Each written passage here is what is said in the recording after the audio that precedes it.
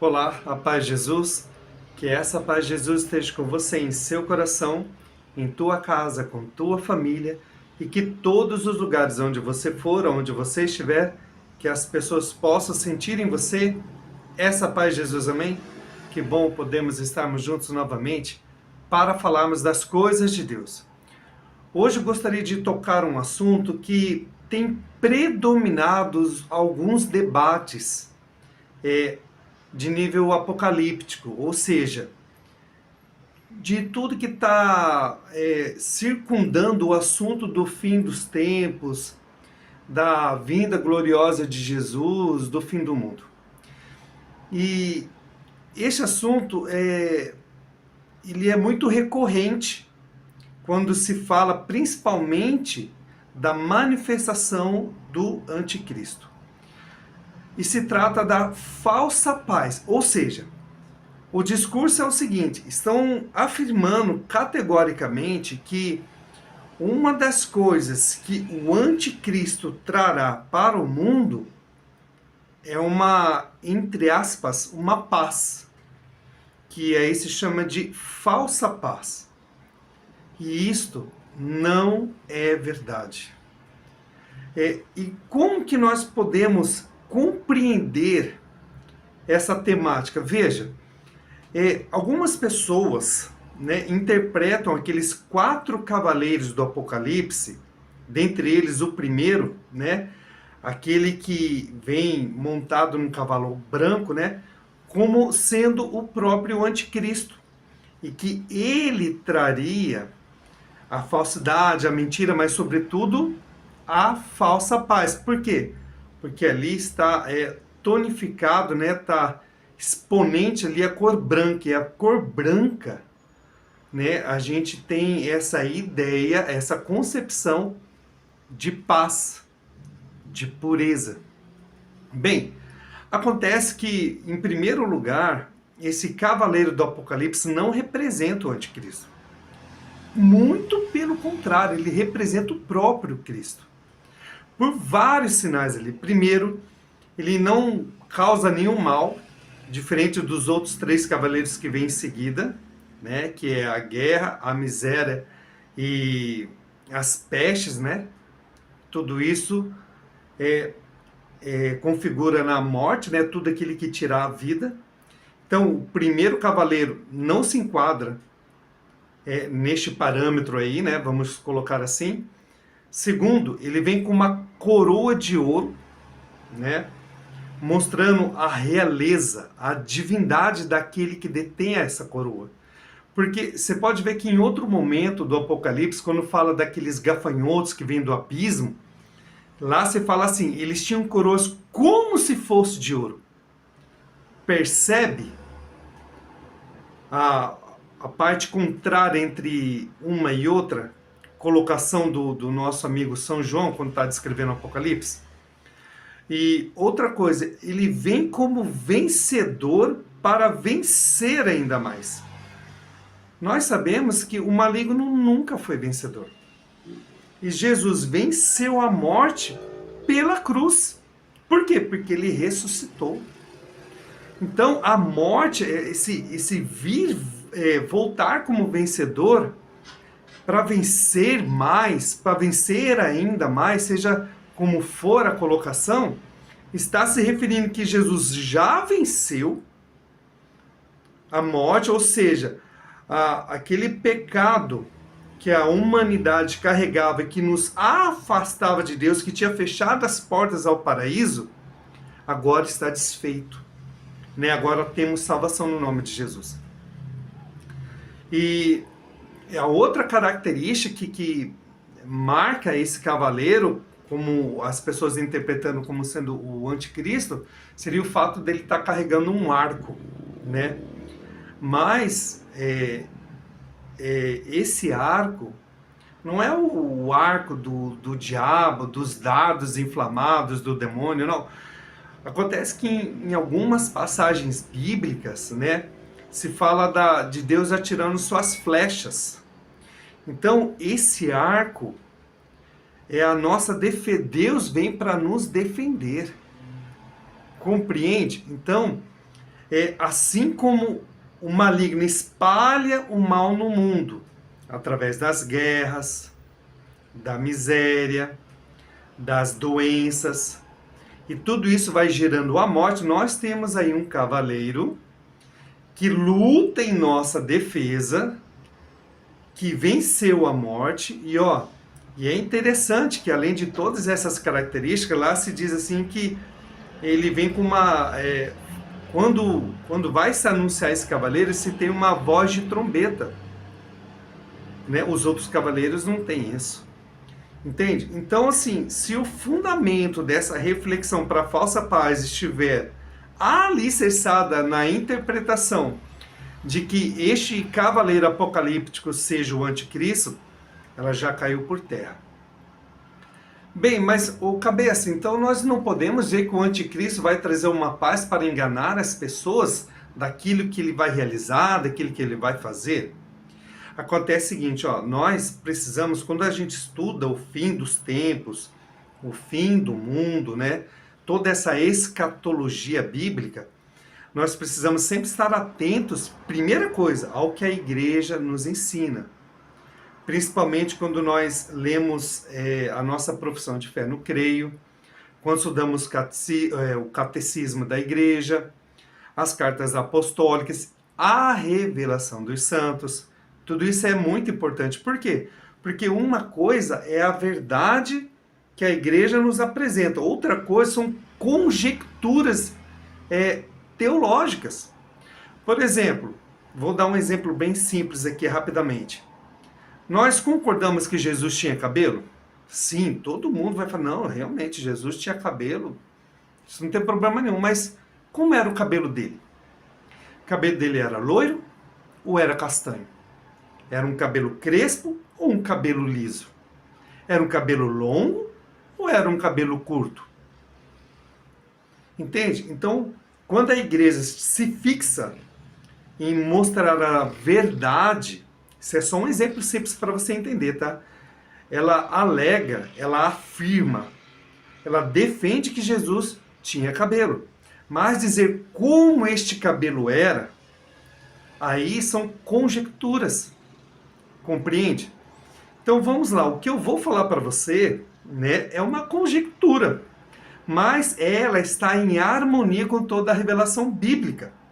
Então por isso que é importante nós lermos a palavra de Deus, temos os nossos momentos de oração, estar atentos ao que a igreja nos ensina, ao que os santos da igreja revelaram, percebe? Então nós sabemos que Daniel, o profeta, revelou alguns reinos que viriam no mundo, certo? Que eram o reino babilônico, o reino medo-persa, o reino grego e o reino dos romanos, né, que se tornou o Império Romano. Bem, o rei Nabucodonosor teve um sonho dessa mesma revelação que Daniel teve de Deus, né? Porque Daniel viu os animais, né? O leão, o Império Babilônico, o urso, o Império Medo-Persa, uma pantera com 4 cabeças, que era o Império Grego, e depois um dragão, né? Um monstro aí, terrível, com 10 chifres, né? Que era o Império Romano. 10 chifres porque Roma, para se tornar império, conquistou 10 reinos. Então é daí que você já entende por que ele tem 10 chifres. Compreende? Então toda essa descrição montou um grupo, uma sequência de reinos que viriam sobre este mundo que Daniel nos revelou. No sonho de Nabucodonosor, esses mesmos reinos são identificados lá naquela estátua. Né? A cabeça de ouro, o Império Babilônico, o peito e os braços de prata, que é o Império Medo-Persa, depois lá a cintura ali, aquela parte do ventre ali, de bronze, já simbolizando o Império Grego, e depois as pernas de ferro, simbolizando o Império Romano. Mas tem um detalhe nessa estátua, que tem lá no finalzinho, os pés são ferro misturado com barro. E nós sabemos, né, qualquer pessoa pode verificar isso, que o barro e o ferro ele não dá liga. Mesmo que você derreta os dois, coloque lá, não vai dar certo essa fusão. O barro e o ferro não dão liga. Bem, acontece que quando vier aquele homem ímpio, que São Paulo nos ensinou na segunda carta aos Tessalonicenses, que nós o reconheceremos como anticristo, para ele levantar o império do fim dos tempos, aquele que nós identificamos como sendo a besta, né? A besta do mar, ela não é o anticristo. O anticristo é a boca que é dada para essa besta, ou seja, né, é o líder que é dado para esse império. Compreende? Então, para que o anticristo consiga levantar este império, ele precisa fazer alianças com algumas nações. Se nós, nos nossos vídeos anteriores, já entendemos que o anticristo vai vir da parte dos judeus, porque ele será acolhido como o Messias, então Israel tem sérios problemas com seus vizinhos. Os próprios judeus dizem que o Messias que virá tem que fazer paz com os vizinhos.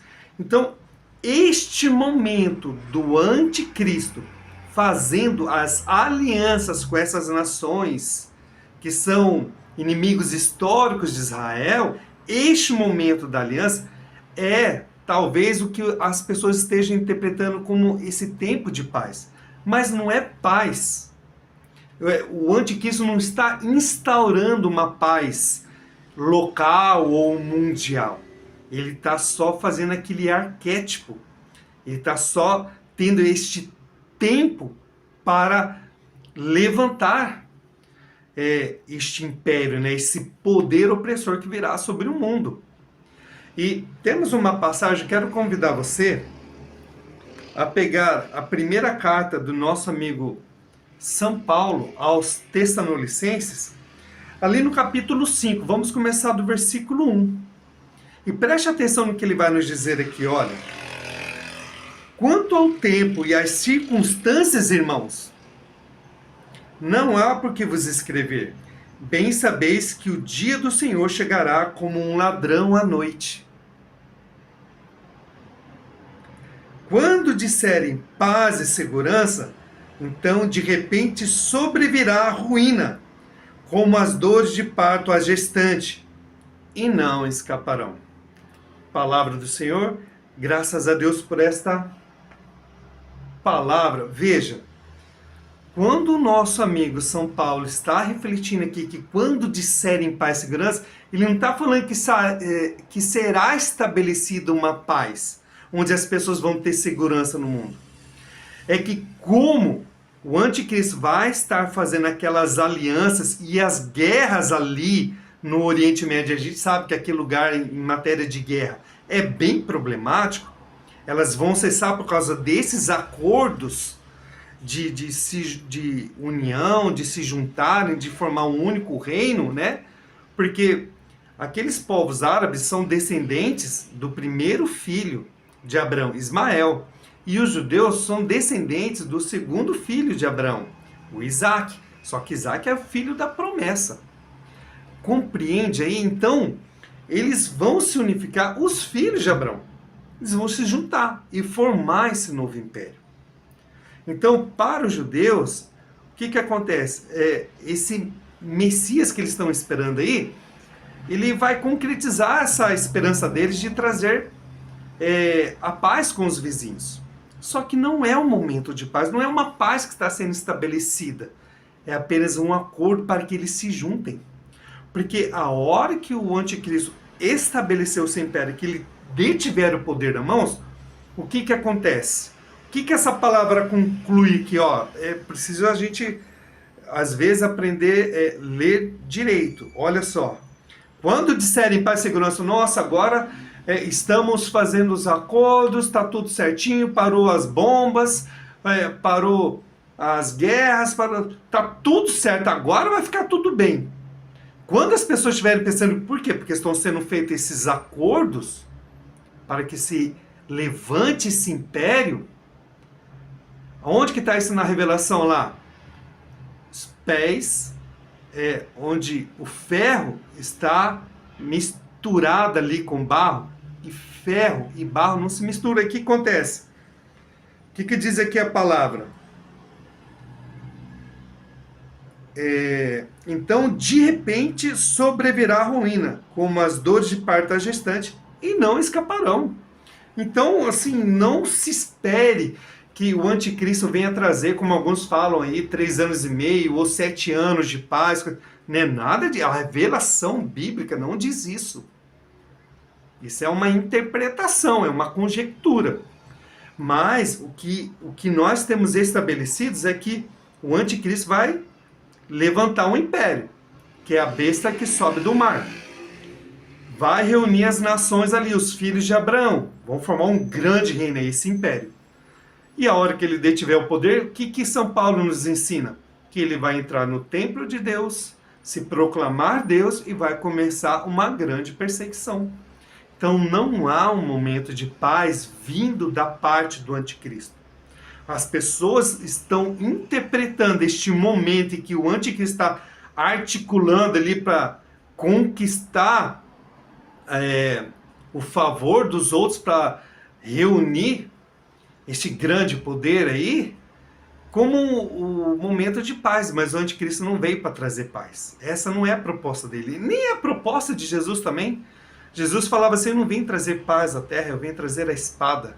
Ou seja, é um momento de decisão que Jesus está falando. Nós temos que nos decidir por ele. A partir do momento que nós decidimos por Jesus, nós arrumamos confusão com o mundo. Quem é o senhor deste mundo? O príncipe das trevas, o maligno. Compreende?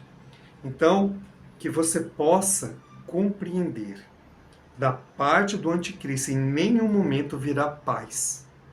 Ele não vai estabelecer, ele não vai decretar, ele não vai anunciar, ele não vai estabelecer paz, nem no Oriente Médio e nem no mundo.